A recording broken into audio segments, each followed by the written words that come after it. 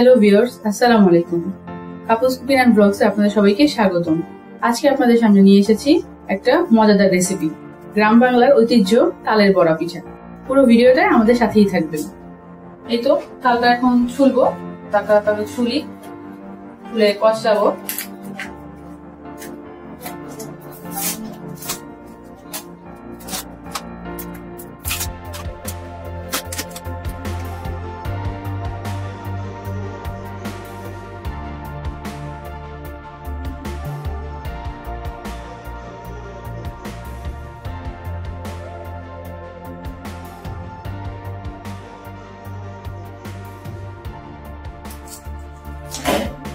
এই তো তালটা এখন এই যে ছুলে নিয়েছি, তালটা এখন কষাবো। তালটা একটু ভেঙে নিই এখন।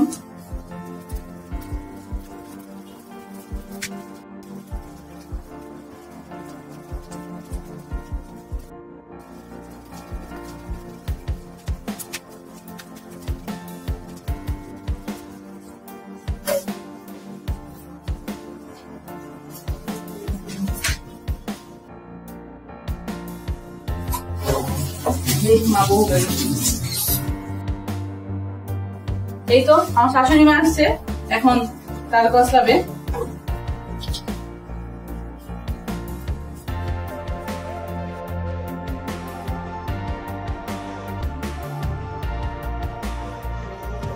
আচ্ছা, এই তো এটা আমার ভাসুরের ছেলে ছোট্ট। বলো নাম কি? বলো বলো হ্যালো, বলো আসসালামু আলাইকুম। এই ডান হাতে বলো, বলো আসসালামু আলাইকুম। বলো আমার নাম সাবা।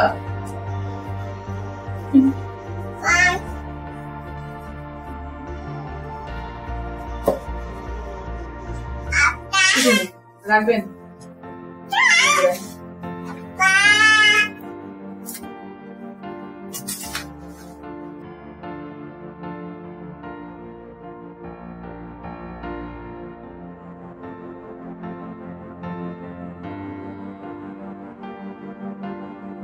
এই তো তাল কষানো হয়ে গেছে, আমার শাশুড়ি মা হেল্প করলো। আসলে তাল আমি কখনো এইভাবে করি নাই, কষলে এরকম গোলাটা বানাইনি।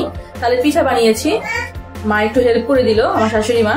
তো এখন তালগুলো আমি একটু ছেঁকে নিব, আঁশটা যেন না থাকে এই জন্য ছেঁকে নিব।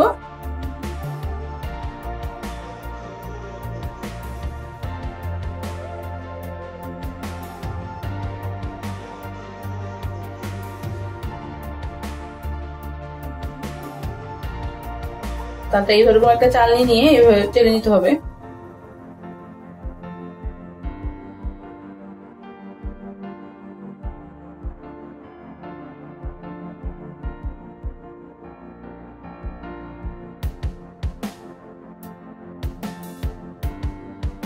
এই তো এই আঁশগুলো ফেলে দিব। এই একই প্রসেসে আমি সবগুলো তালের গুলাগুলো ছেঁকে নিব, তারপর আপনাদের দেখিয়ে দিচ্ছি। এই তো আমাদের তালটা চালা হয়ে গেছে, দেখুন একটু আঁশ নেই। এই দেখুন একদম একটু আঁশ নেই। আর তালের ঘনত্বটা এরকমই রেখেছি যেন জাল দেওয়ার পর এটার যে কাঁচা ভাবটা এটা আর না থাকে, কারণ বেশি ঘন করলে তালের যে কাঁচা ভাবটা এটা থেকে যাবে। তো এই জন্য তালটা এরকম একটু পাতলা করেছি যেন সময় নিয়ে একটু জাল দিয়ে কাঁচা ভাবটা যেন দূর হয়ে যায়। এবার আপনাদের বাকি প্রসেসিং গুলো আমি দেখিয়ে দেবো। এই তো এখানে একটা নারকেল নিয়েছি, এই নারকেলটা এখন কোড়াবো পিঠার জন্য। তো নারকেলটা কুড়িয়ে নিই।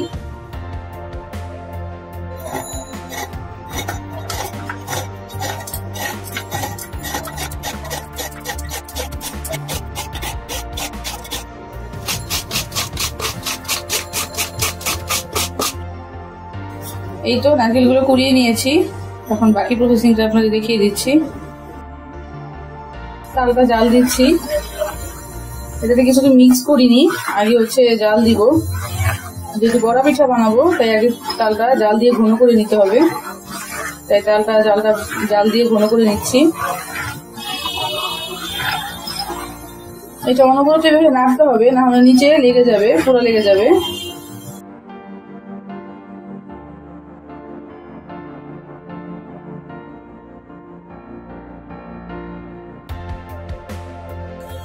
এই তো আমাদের তাল জাল দেওয়া হয়ে গেছে, এখন এটা নামিয়ে ফেলবো। দেখুন এটার ঘনত্ব এরকম রেখেছি, এর ঠান্ডা হলে আরো ঘন হয়ে যাবে, তাই এই পর্যায়ে চুলাটা অফ করে দিব।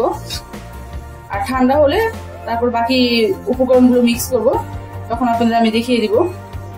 এই তো আমি সবকিছু নিয়ে বসেছি, এখন একসাথে সব মিক্স করব। এখানে আছে তাল, তালটাই জাল করে নিয়েছি। দেখুন ঘনত্বটা একদম ঠান্ডা হয়ে একদম ঘন হয়ে গেছে।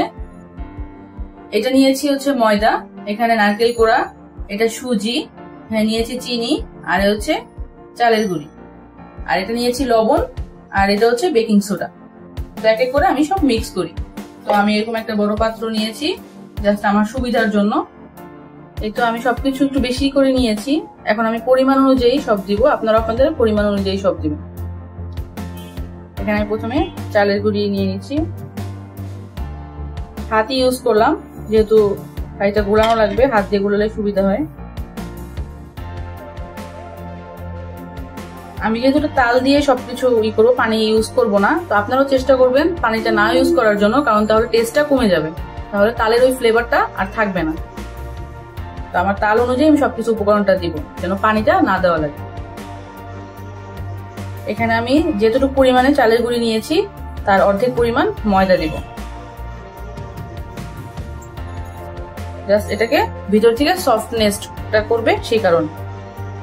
এই তো আমি চালের গুঁড়োর 4 ভাগের 1 ভাগ সুজিটা দিয়ে দিলাম, এটা জাস্ট ক্রাঞ্চি হবে এই কারণে। এখন দিয়ে দিব চিনি। চিনিটা আমি প্রথমে বেশি দিচ্ছি না, কারণ তালটা যদি মিষ্টি হয় তাহলে চিনিটা তেমন একটা লাগবে না। আপনারা যদি পরে লাগে তখন আপনারা আবার দিয়ে দিবেন। চিনিটা আপনারা আপনাদের স্বাদ মতো দিবেন, কারণ কেউ বেশি খায় কেউ কম খায়।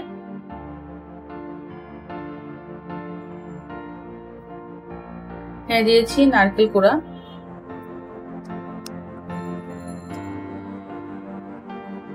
এটাও আপনারা আপনাদের পরিমাণ অনুযায়ী দিবেন।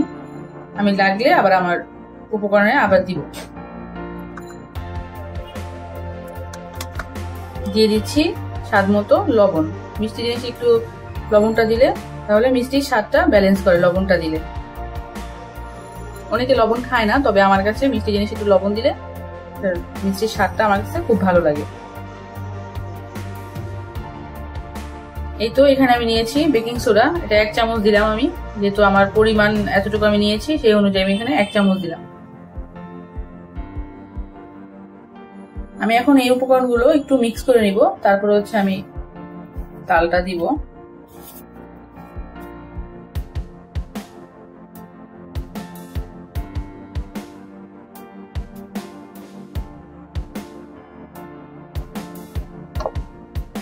তো আমি এখন তালটা দিব, অল্প অল্প করে তালটা দিব আর এটা গুলাবো।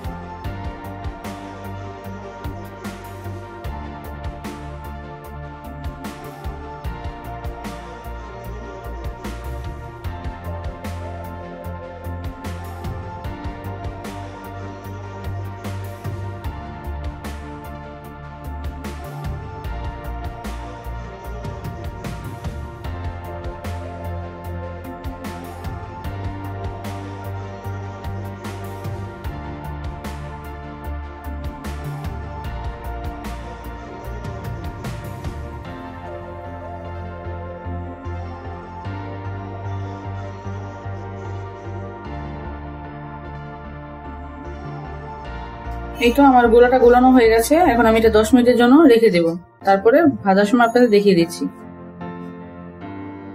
এই তো আমি কড়াই বসিয়ে দিয়েছি, 10 মিনিট হয়ে গেছে, এখন চুলার জালটা ধরিয়ে দিব। এই তো এখন আমি তেল দিয়ে দিব। বড়া পিঠা সবসময় ডুবা তেলে ভাজতে হয়, তো আমি এখন পরিমাণ মতো বেশি করে তেল দিয়ে দিব। তেলটা গরম হয়ে গেছে, আর একটু সময় লাগবে, তো বেশি গরম তেলে দিব না, তো আমি এখনই দিয়ে দিব। বেশি গরম তেলে দিলে কাইটা উপরে কাঁচা থেকে যাবে, ভিতরে কাঁচা থেকে যাবে আর উপরে পুড়ে যাবে।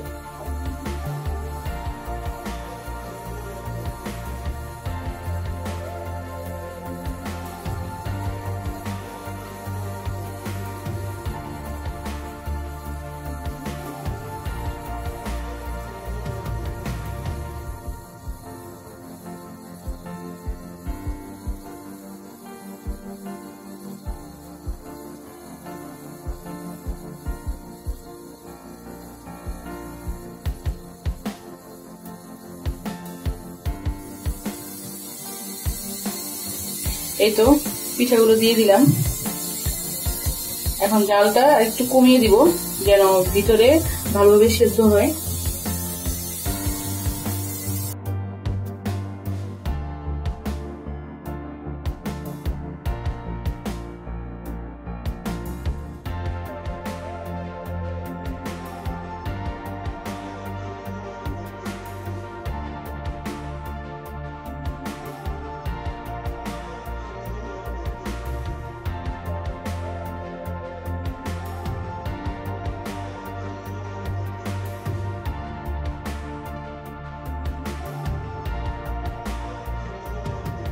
এই তো আমার পিঠা বানানো হয়ে গেছে। এখন আমি তেল থেকে উঠিয়ে নিচ্ছি। দেখুন কি সুন্দর গোল্ডেন কালার হয়েছে। আমি এরকম লালচে গোল্ডেন কালার করেই ভেজে নিব। আপনারা চাইলে আরো একটু হালকা কালার করতে পারেন, তবে এই তালের বড়াগুলো এরকম লালচে কালার হলেই ভালো লাগে।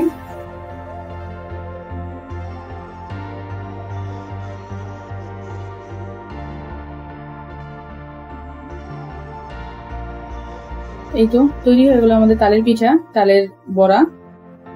তো এই দেখুন, আমি আপনাদের একটা ভেঙে দেখাচ্ছি। গরম মাত্র চুলো থেকে নামিয়েছি, আর ভিতরে একদম নরম হয়েছে, আর উপরে একটু ক্রাঞ্চি ক্রাঞ্চি।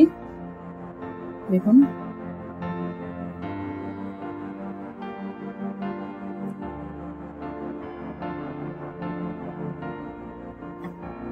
তো আজকে আমাদের ভিডিওটা কেমন লাগলো আমাকে অবশ্যই কমেন্ট করে জানাবেন। আর আমাদের চ্যানেলটা সাবস্ক্রাইব করতে ভুলবেন না। যারা এখনো আমাদের চ্যানেলটি সাবস্ক্রাইব করেনি তারা দ্রুত সাবস্ক্রাইব করে দিন।